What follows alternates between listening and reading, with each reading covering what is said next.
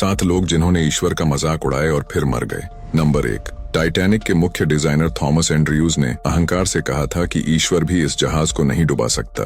और टाइटैनिक के पहली यात्रा से पहले जब टाइटैनिक के निर्माता जे ब्रूस इसमे से टाइटैनिक की सुरक्षा के बारे में पूछा गया था तो उन्होंने भी यही जवाब दिया था कि ईश्वर भी इस जहाज को नहीं डुबो सकता।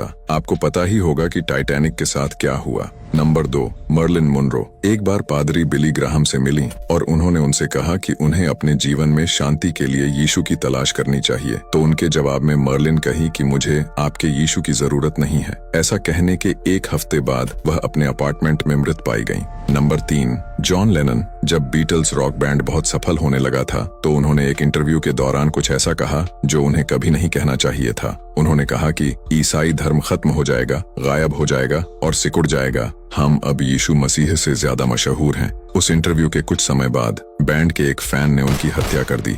Number 4, Bon Scott highway to hell के अपने इस गीत में स्कॉट ने कुछ ऐसे बोल गाए, oh Satan I paid my due playing in a rocking band, जिसका हिंदी में अर्थ होता है, हे शैतान, रॉकिंग बैंड में बजाते हुए मेरा हक अदा किया। इस गाने के प्रकाशित के बाद 1980 में एक रात को उनकी मृत्यु हो गई। नंबर 5, कैजुजा एक फेमस ब्राजीलियन गायक जिसने अपने एक प्रदर्शन के दौरान सिगरेट पैकेट से एक कश लिया और हवा में धुआं उड़ाकर कथित तौर पर कहा कि ईश्वर यह आपके लिए है। उस घटना के बाद 32 वर्ष की आयु में फेफड़ों के कैंसर से उसकी मृत्यु हो गई।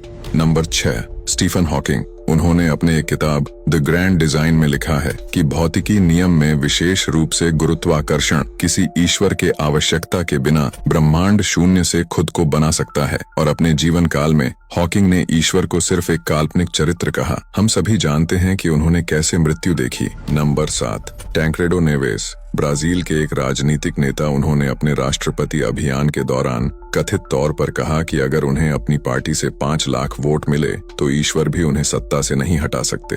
वे चुनाव जीते लेकिन पदभार ग्रहण करने से ठीक पहले अचानक से उनकी मृत्यु हो गई। ये उन लोगों के नाम हैं जिन्होंने अपने जीवन काल में ईश्वर का मजाक उड़ाए और फिर मर गए। इसका मतलब यह नहीं है कि ईश्वर ने उन लोगों को मोड़ डाला। ऐसा हो सकता है कि शैतान ने यीशु से आपके विश्वास को नष्ट करने और विश्वासियों को सच्चाई से दूर ले जाने के लिए किया हो। यह संभव हो सकता है कि वे मौतें शैतान ने अपने भयावह एजेंडे को पूरा करने के लिए खुद ही रची हों, ताकि लोगों के दिलों में यीशु के लिए भ्रम और संदेह पैदा हो और लोग यीशु के प्रेम और भलाई पर सवाल उठा सके और यीशु को नकारात्मक और क्रूर दिखाने की प्रयास सफल हो सके और लोग उस पर संदेह करें और यीशु को अनुग्रह और दया के बजाय न्याय और क्रूरता के रूप में देखे और उस पर से विश्वास खो दें। इसीलिए हमें जल्दबाजी में नहीं मानना चाहिए कि उनको ईश्वर ने उठा लिया होगा। ऐसा हो सकता है कि अपनी भयावह एजेंडे को पूरा करने के लिए शैतान ने मोड़ डाला हो। और आखिर में हमें हमेशा याद रखना चाहिए कि ईश्वर का मजाक उड़ाने के अपने परिणाम होते हैं।